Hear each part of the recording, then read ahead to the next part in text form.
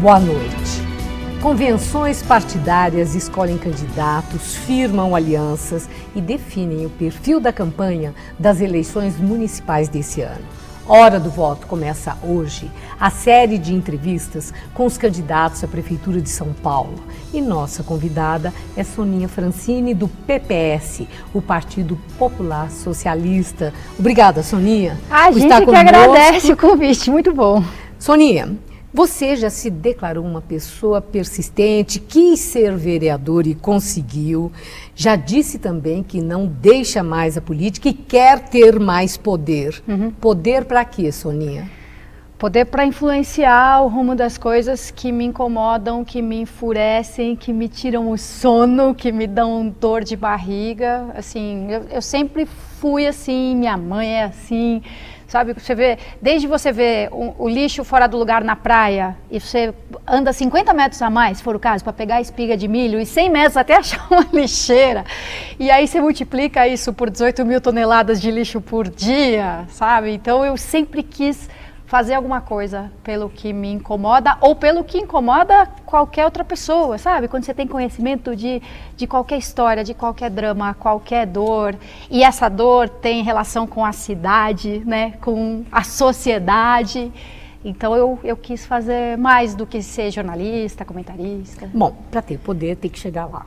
Agora, nessa corrida eleitoral a gente observa o seguinte: Serra tem padrinho, governador do estado. Haddad tem madrinha e padrinho. Isso mesmo. Né? A gente fica... Chalita também tem padrinho de peso. Só o vice-presidente da República, mais nada. E Soninha Francini, tem padrinho, tem madrinha ou essa luta é muito desigual? É muito desigual. Não tenho padrinho, embora, claro, a gente possa dizer que o presidente do PPS, né, deputado federal Roberto Freire, já foi ele candidato a presidente, então a pessoa de projeção nacional, mas que não se compara à exposição à mídia, aos cargos ocupados, ao poder, aos recursos econômicos dos outros candidatos.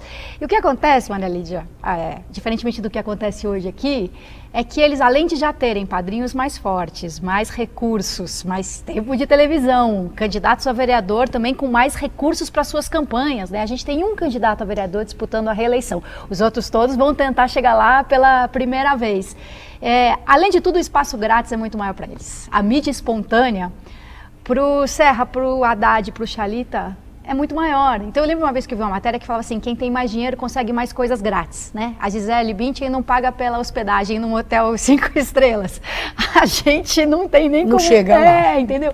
Então isso acontece na campanha eleitoral. Quem já tem mais recurso também tem mais mídia espontânea, tem mais exposição. Então é uma luta... Agora, isso já está aparecendo, Soninha. Você começou com um percentual mais elevado e caiu 2 pontos na pesquisa, se bem que está empatada nessa última pesquisa Datafolha. Você está empatada com a Haddad, com os apadrinhados, com Chalita. Mas você teme que essa queda possa ser o início de uma tendência? Temo, porque não é nem que eu vá perder votos. Eu tenho certeza de que quem... me conhece e declarou voto em mim, não está chutando qualquer nome, né? Porque eu não sou um nome assim que você tira espontaneamente sem conhecer. Em 2010 eu nem fui candidata. Quer dizer, não tenho o recall de ter pedido voto para mim em 2010, por exemplo. Eu não tenho mandato parlamentar, né? Então, eu não acho mesmo que possa acontecer alguma coisa que tire votos que já são meus. Eu já perdi uns quando o Serra entrou na disputa, né? Porque em relação aos outros aspirantes do PSDB, aí eu já era mais conhecida do que eles neste momento, né? Zé Aníbal também já teve muito conhecimento, muita projeção, Bruno Covas, mas enfim, eu estava muito melhor que eles. Eles também estariam lutando para se fazerem conhecer e para crescer. O Serra entrou e já desequilibrou a disputa. Então eu perdi algumas intenções de voto nessa hora. Dá para recuperar, você acha? Olha, eu acho que ainda dá para eu ganhar muito mais votos do que eu tenho, porque eu ainda posso e preciso ser muito mais conhecida. As pessoas ou me conhecem muito superficialmente, tipo, você é deputada, né? Não, você é aquela da MTV, tô lembrando, você é aquela da revista Época. Então tem uma referência minha, assim, muito superficial. Quando eu tenho tempo para explicar para as pessoas, até as opiniões que elas acham meio esquisitas e polêmicas, eu falo, não, é o seguinte, o que eu proponho é uma mudança na legislação para que haja um controle maior das autoridades, né? Aí as pessoas entendem o que eu penso e às vezes elas não passam a concordar com o que eu proponho, mas elas respeitam o fato de eu expor com honestidade a minha ideia, entendeu? Então elas dizem, não concordo com isso aí tudo que você propôs, mas eu gostei da sua franqueza, entendeu? Agora, tem uma coisa, os seus adversários não estão aí para brincadeira, né? Já há quem diga que a sua candidatura nem é para valer, que você é um escudo para o Serra. E aí você já declarou que admira o Serra, já foi coordenadora da campanha dele na eleição para a presidência em 2010, e você disse que num eventual segundo turno votaria nele, Quase se não com estiver certeza. no segundo turno. Então a minha indagação, você, Soninha Francini, se prestaria a ser língua de aluguel? Até parece.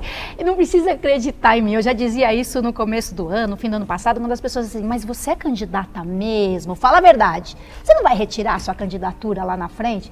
Eu falava, não, e não precisa acreditar em mim. Vocês verão, é a segunda vez que o PPS passa por esse questionamento, essa aprovação, mas o PPS vai manter até o fim. 2008 foi igualzinho, Maria Lídia. E a gente falou, vocês verão, entendeu? E aí, se as pessoas olharem com honestidade a minha franqueza, que me traz muitos problemas, né? Uma vez na subprefeitura da Lapa, eu me queixei num e-mail que eu respondi para muitas pessoas, todos os outros subprefeitos, os coordenadores de finanças, louca da vida com o engessamento da Secretaria de Finanças, sabe? Uma falta de compreensão absoluta do que é o dia a dia da subprefeitura. Eu fiquei louca da vida. O e-mail vazou, eram tantos destinatários, né? O e-mail vazou, foi parar na Câmara Municipal, os vereadores chamaram o secretário das subprefeituras para dizer, o que é isso aqui? Vocês estão segurando recursos que fazem falta lá, sabe? Então, eu tenho compromisso sempre com as coisas que eu acredito, por mais que isso me traga problemas, por mais que isso torne o meu caminho mais difícil. Então, eu vou defender o Haddad se eu achar que ele tinha razão. Se ele disser que a homofobia tem sim de ser combatida nas escolas, eu vou concordar com ele. Mas se ele disser, mas a gente teve que tirar porque, né, as palavras da Dilma foram, o governo não pode fazer propaganda de opção sexual, aí eu vou discordar da Haddad, entendeu? Então, isso, as pessoas não estão acostumadas com isso, mas se elas prestarem atenção, elas vão ver que eu não tenho nem apoio incondicional, nunca, nem oposição incondicional. Você mencionou a sua experiência na subprefeitura da Lapa, você foi vereadora, você estava agora também num trabalho na prefeitura, na Sutaco. No governo do estado. No governo do estado, na Sutaco, que é um trabalho interessantíssimo, que envolve pessoas geração talentosas, de renda, né? artesanato. Tudo isso. Mas, Soninha, o marketing dessa campanha parece que vai privilegiar o novo e a mudança. E você destaca a experiência sua, conhecimento da cidade. Como Serra, eu pergunto, nessa identificação, você vai se apresentar como nova ou como experiente, correndo o risco de ser chamada de desgastada, como o Lula falou? Tudo bem o risco, deixa o risco. A verdade é que eu não me gabo de ser nova, como eu de fato sou, pela idade ou pela carreira, o tempo de carreira política que eu tenho é curto, né? A primeira eleição minha foi em 2004. Antes disso, eu não tinha tido nenhuma experiência de poder público propriamente. Então, eu não vou me gabar de ser nova, como eu não me gabo de ser mulher, entendeu? Isso é característica, não é superioridade. Eu não sou melhor do que os outros candidatos porque eu sou a única mulher, por enquanto. E, de fato, eu tenho uma experiência que nenhum deles tem e sequer o Serra tem, porque ser subprefeito, Maria Lídia, com os problemas todos de uma cidade daquele tamanho, a Lapa tem 270 mil moradores, fora o público enorme que circula por ali. Mas numa cidade de 270 mil pessoas, o prefeito dispõe de recursos, de autonomia, que o subprefeito não tem. Então, ter conhecido a cidade e a administração pública, sendo subprefeita, conhecendo o funcionário ali da ponta, da Defesa Civil, da Guarda Civil Metropolitana, da praça de atendimento, da aprovação, sabe? Você ter esse contato direto, nem o Serra teve mesmo tendo sido prefeito, você ter sido vereadora por 4 anos de mandato nessa Câmara Municipal, o Chalita foi vereador, mas por 2 anos. Então, essa combinação, além da experiência que eles não têm de jeito nenhum, que é de vir de carro até o metrô Vila Madalena, como eu vim, andar muito até achar um lugar para parar o carro, pegar a calçada de 1 quilômetro até o metrô, sabe? Passar na catraca, descer a escada.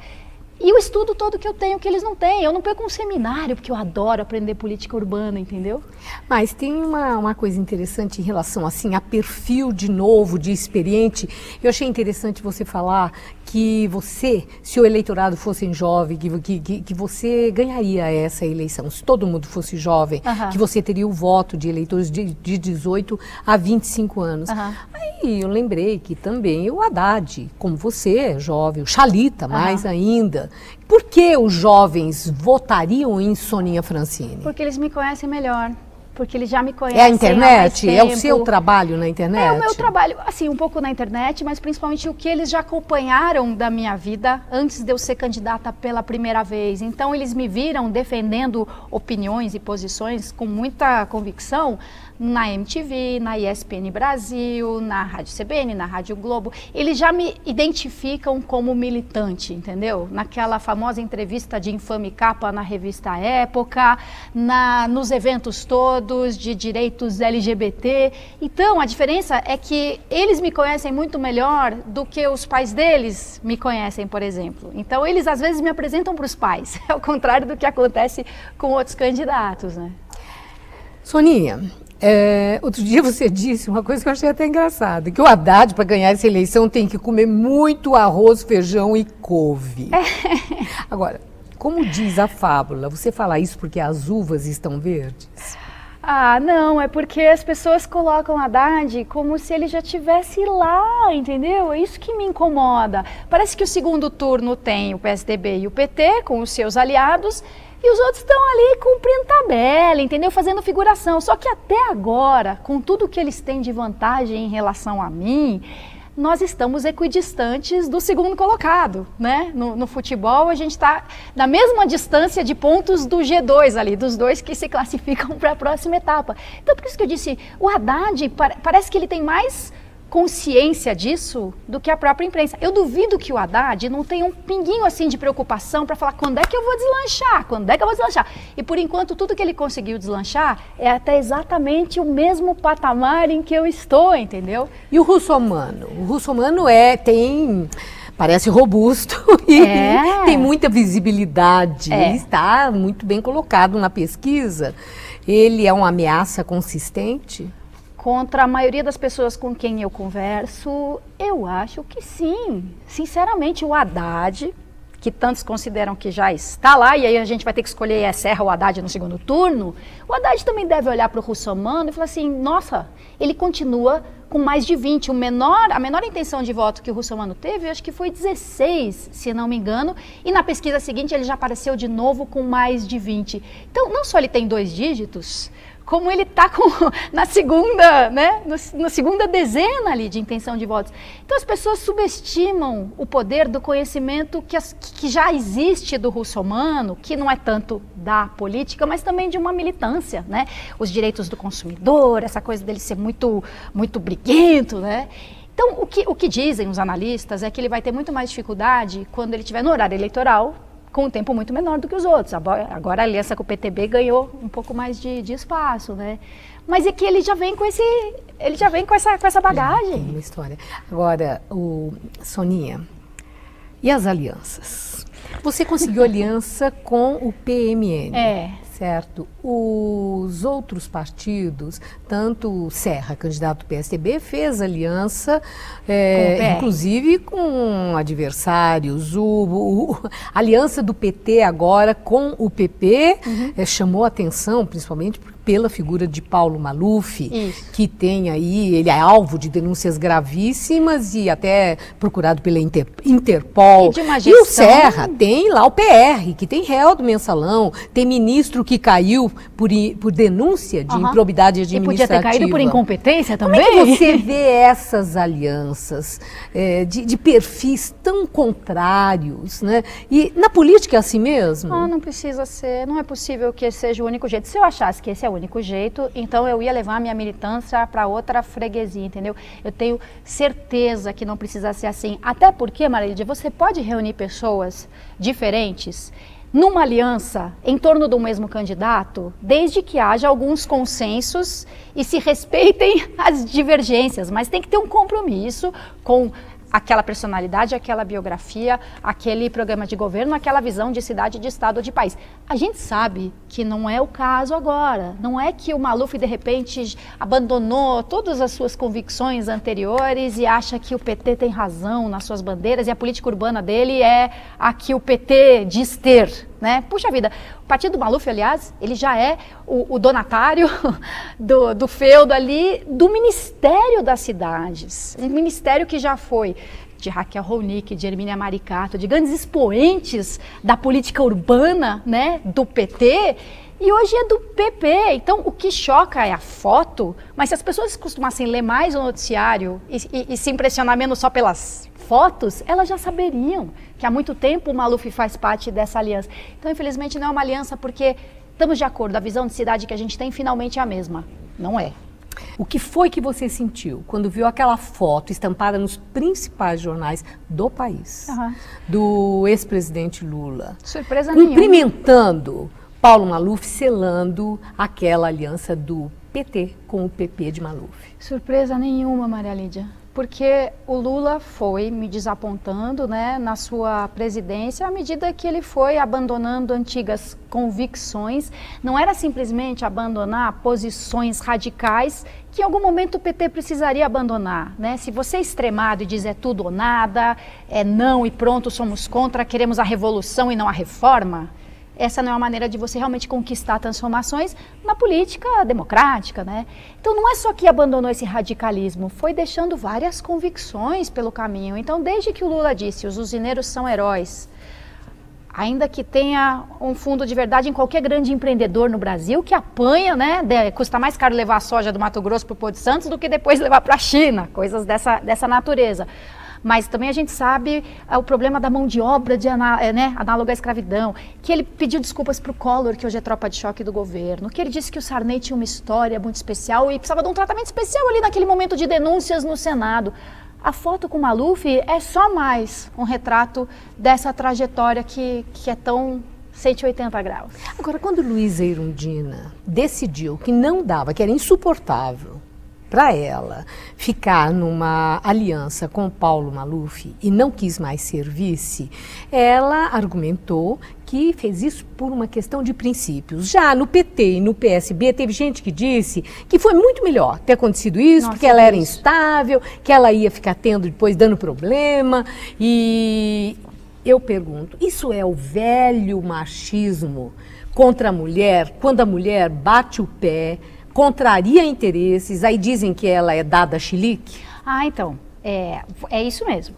O ranço contra as mulheres só aparece na hora da divergência, porque se você faz parte do arranjo, do acordo, se você não desafina, se você não destoa, não faz a menor diferença se é mulher ou não. Você já foi desqualificada por ser mulher? Porque você é aquele tipo que bate de frente. Não é por ser mulher, exatamente. Não, quando bate de frente, contraria interesse. Aí quais são as ofensas que sempre são dirigidas às mulheres e nunca aos homens? Ou é perua, ou é baranga, ou é mal amada, ou é vadia. Né? Então, ou instável emocionalmente. Isso, né? Tá dando chilique, mas então tá dando chilique por quê? Porque tá faltando homem. Né? É mal amada por quê? Né? Você não está sendo enérgica, você está sendo chiliquenta. Então, de fato, na hora do confronto, emerge, sabe? Isso já aconteceu com você? Já, na Câmara Municipal, muitas vezes. Na Câmara Municipal. Na Câmara Municipal, você já falou isso logo no início, quando foi eleita, que logo que você chegou, foi advertida que lá prevalece a lei do acordo. E quem não faz acordo não consegue aprovar nem projeto com nome de rua. Maria, foi exatamente o que eu disse. Você disse isso. Aí a minha reação é essa. Como é que foi isso?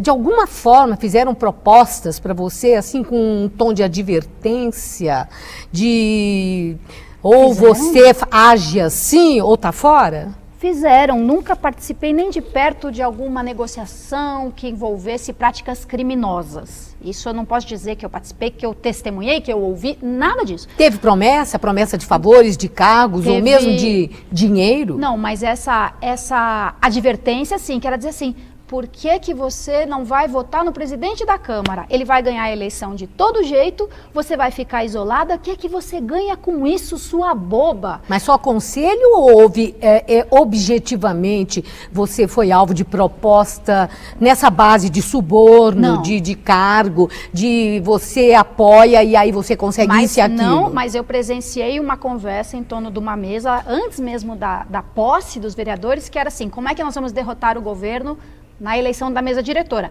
Eu queria derrotar o governo na eleição da mesa diretora. A minha candidata não se elegeu, né? Estou aqui na oposição. E aí alguns vereadores diziam, não, mas olha, veja bem, eu vou ser base, Aí eles falavam assim, fulano, todos aqui seremos base, por isso que a gente tem que começar derrotando o governo. Entendeu? Esse toma lá da cá faz parte da política e é um fator gerador de corrupção? É inerente à política? Não é inerente, é enxertado na política, porque fazer concessões é necessário na política, na vida em sociedade, né? Não é bater o pé e dizer é tudo ou nada, ou eu levanto daqui, vou embora, acabou a discussão. Na vida, né? Na vida, né? A política é essa construção de tentar, se não tem o consenso, qual é a regra que a gente usa na democracia? A maioria. Mas você tenta, né? Construir daqui e dali. Mas esse consenso acaba sendo construído na base do que é que eu levo, o que é que ele leva, entendeu? Não é para ser assim. A gente conquistou a política ao longo de milênios de civilização como essa forma mais sofisticada, mais complexa de confrontar ideias diferentes, né? E não assim, 2 para mim, 2 para você, tá tudo certo. Questões polêmicas, Soninha. O Uruguai agora apresentou aquele projeto pela legalização da maconha, até num combate, uma tentativa de combate à criminalidade do narcotráfico. Você é a favor da legalização da maconha no Brasil? Maria Lídia, não são os maconheiros que serão beneficiados, porque como qualquer pessoa sabe, em qualquer canto da periferia ou de uma universidade, o maconheiro sabe onde achar maconha. É com um bandido. Ele sabe onde, ou é com alguém que comprou do bandido. O benefício é para a sociedade. A legalização, o benefício Sim, da legalização? Porque você tira esse comércio da regra da bandidagem, que recruta mão de obra daquele jeito. O menino de 13 anos começa com a promessa de ter uma arma com 16, 17, 18, que cobra a dívida no tiro, que desponta o ponto comercial no tiro, que não tem nenhum controle da mercadoria, que suborna e corrompe juízes, policiais, promotores públicos.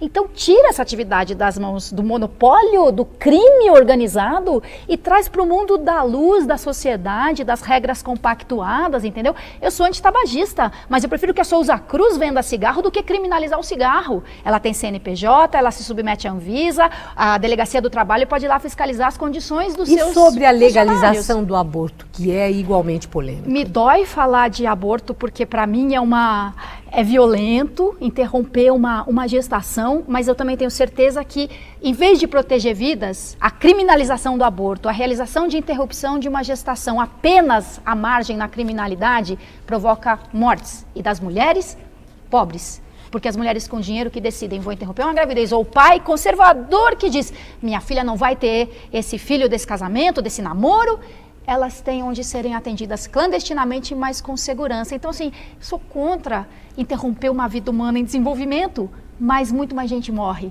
com a criminalização. Então, para mim, é uma redução de dano, não é, Maria Lídia, porque eu diga que a mulher tem direito total e pleno sobre o seu corpo, ela faz o que ela bem entender. Nem eu acho que todo mundo tem que fumar ou não fumar, porque cada um faz o que bem entender. Não é isso. É no sentido do resultado geral para a sociedade. A gente tem mais violência num caso e no outro. Para nós encerrarmos, Soninha, se eleita prefeita de São Paulo, qual é o seu compromisso com o cidadão?